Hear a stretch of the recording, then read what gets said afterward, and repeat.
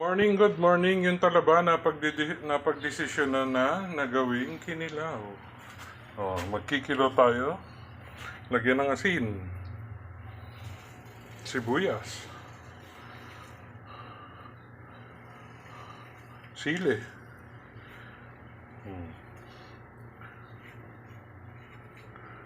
Patakan ng kalamansi.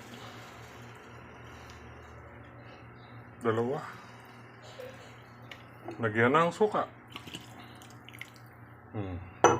Diba? Tapos lalagyan natin ng paminta. Ayan. Imemekos-mekos na lang natin yan. Mekos-mekos na. Nakita nyo naman, ang kinilaw na talaba. Ang lalaki niyan, mga idol. Yummy yummy. Lulutuin na lang sa suka yan. Mamaya, lalagay natin sa rep.